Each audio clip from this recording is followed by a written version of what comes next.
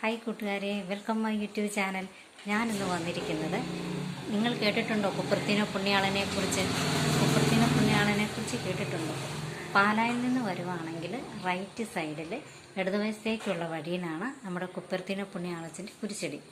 മധ്യസ്ഥ പ്രാർത്ഥനയാണ് ഇവിടെ കൂടുതലായി നടക്കുന്നത്. ഇതാണ് കുപ്പർത്തീനോ പുണ്യാളച്ചൻ്റെ കുരിശടി. വലിയ പള്ളിയായിട്ടൊന്നുമില്ല കേട്ടോ, കുഞ്ഞൊരു കുരിശടിയാണ് കുപ്പർത്തീനോ പുണ്യാളച്ചൻ. ഇതുണ്ടോ, പുണ്യാളച്ചൻ്റെ മധ്യസ്ഥയിൽ ബ്ലഡ് ക്യാൻസർ രോഗം വരെ പൂർണ്ണമായി സൗഖ്യം പ്രാപിച്ചിട്ടുണ്ട്. ഇതാണ് കുപ്പർത്തീനോ പുണ്യാളച്ചൻ്റെ. വിദ്യാർത്ഥികളുടെയും രോഗികളുടെയും വിമാനയാത്രക്കാരുടെയും മധ്യസ്ഥനാണ് കുപ്പർത്തീനോ പുണ്യാളച്ചൻ. നിങ്ങൾക്ക് കാണാമോ? ഇത് കപ്പുച്ചിൻ വൈദികനായി ജീവിച്ചു. കപ്പുച്ചിൻ വൈദിക സഭയിലായിരുന്നു അച്ഛൻ.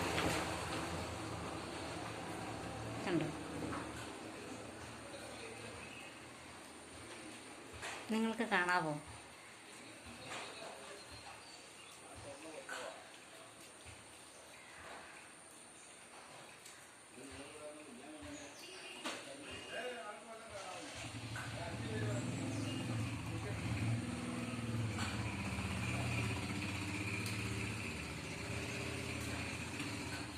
ഇതാണ് പുണ്യാളച്ചൻ. അത്ര അധികം ആരും കാണാത്തൊരു പുണ്യാളച്ചൻ്റെ രൂപമാട്ടോ ഇത്. ഇതാണ് കുപ്പർത്തീനോ പുണ്യാളച്ചൻ്റെ 1603 ജൂൺ 17 പൂജാതനായി. കണ്ടോ? നിങ്ങൾക്ക് കാണാമോ?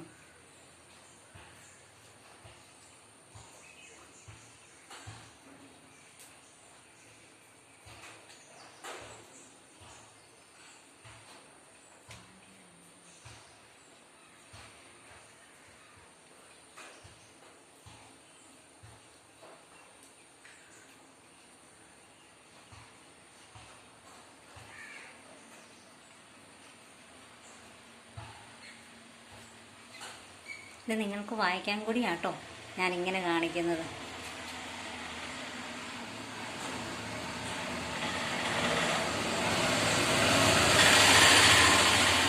ഇത് വണ്ടി വരുന്ന റോഡാട്ടോ, വണ്ടിയൊക്കെ പോകുന്നുണ്ട്.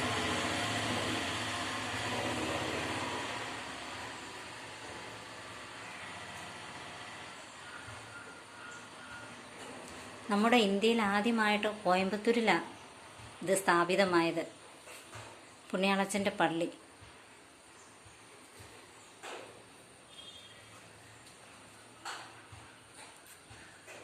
കണ്ടോ? ഇത് നിങ്ങൾക്ക് വായിക്കാൻ കഴിയുന്നുണ്ടോ?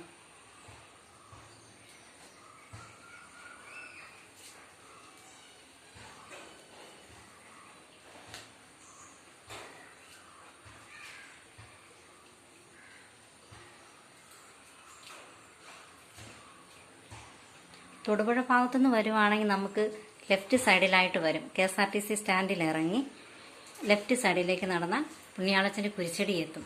അത്ര വലിയ പള്ളിയൊന്നും അല്ല കേട്ടോ, എന്നാലും നല്ല കൊച്ചു കുരിശടിയാണ്. അതിനാണ് പറയുന്നത് കുപ്പർത്തീനോ പുണ്യാളച്ചൻ്റെ കുരിശടി എന്നാണ് പറയുന്നത്. തിരി കത്തിക്കാനുള്ള സ്ഥലമൊക്കെ ഉണ്ട് കേട്ടോ. ഇവിടെ നമുക്ക് തിരി കത്തിക്കാം. നേർച്ചയിടുന്ന സ്ഥലം വെളിയിലാണ്. ഇത് കണ്ടോ, ഇവിടെയാണ് നേർച്ചപ്പെട്ടി. വെളിയിൽ നിങ്ങൾ വരുന്ന വഴിക്കാണ്. ഇങ്ങനെ ഈ സ്ഥലത്തായിട്ടാണ് പുണ്യാളച്ചൻ. മധ്യസ്ഥ പ്രാർത്ഥനയാണ് പുണ്യാളച്ചൻ്റെ കൂടുതലായിട്ട് നടക്കുന്നത്.